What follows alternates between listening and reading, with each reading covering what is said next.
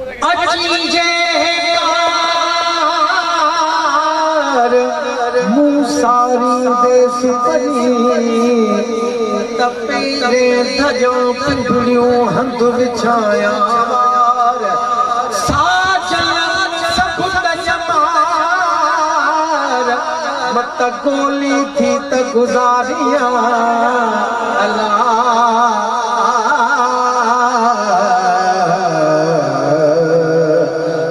रात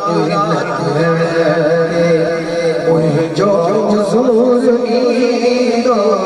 अज जो हुजूर ईंदो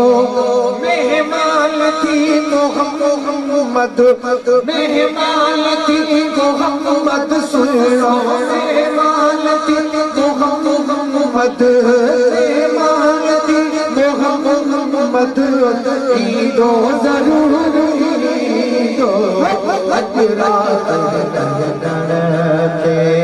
सच्ची ॻाल्हि इहा त मुंहिंजो दिलि ख़ुशि थियो आहे जो इसरार बि जेको आहे मूंखे साथ ॾिनो आहे माशाअल्लाह छो जो हिन जो हुकुम बि हुयो हाणे अवां यारनि बि ॿुधण में जेको आहे कंजूसी न कई आहे इन जे करे मां अञा हिकिड़ो सुर तव्हांखे चढ़ी थो ॿुधायां हिनखे ख़बर आहे रबी अवल में जाते पढ़णु न खपे आवाज़ जो बचाव करणु खपे हाणे उते थो ॿुधायां अदा कुर्सी हाणे पीर साहिब जे हवाले करे मुंहिंजे यारनि खे तकलीफ़ थी पए अवां बि हाणे मूंसां गॾु पढ़ंदो न मां अॻ में चयो आहे शक वारो न पढ़े पक वारो हथु मथे करे पढ़े जो गुंबद खंदा वारो साईं बि चए वॾी इबादतनि ते वॾे पैसे ते न आहे यार वॾी ख़ैरातनि ते बि न आहे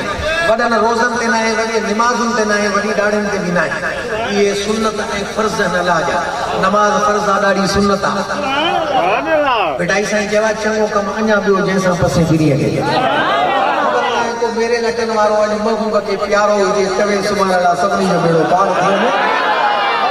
इन करे असां केतिरा ॿधी अर्ज़ कंदा आहियूं चओ सुभाणे अलाह कर्ज़ बि लाहे मुर्ज़ बि लाहे बीमारी ख़तमु करे असां सम्झूं पिया त हिन साल मीलाद घटि थींदा जो हे सैलाब बेलाब आयो आहे पर तव्हां अलाह गवाह आहे तव्हां यकीन कयो त हर साल हिन साल मीलाद अञा घणा थिया वेंदा हुआसीं माण्हू असांखे 5000 नज़राना ॾींदा हिन साल 10-15,000 ॾींदा असां हिन साल चऊं बि न पिया त उहा किरायो ॾींदो छो हाल जी ख़बर हुई पर यार त ॼाणे थो न सभिनी जे दिलनि जे हाल असां मथे करे चयो सुभाणे अलाह अलाह तुंहिंजे हथनि जे लॻी रखे हिकु सुर मथे करे पढ़ां थो त मां चवां थो तव्हां बि कीअं पढ़ो ईअं नहीं भाई अॼु रात ते मुंहिंजो हुज़ूर ईंदो अॼु रात मुंहिंजो हुज़ूर ईंदो मेहमान थी मोहम्मद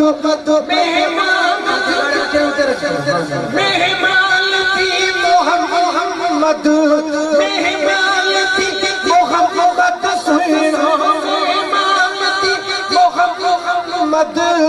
ईंदो ज़रूर ईंदो अॼु थोरो खोलेस मिठाई न कर मास्टर बि थोरो खोल मुंहिंजो हुज़ूर ईंदो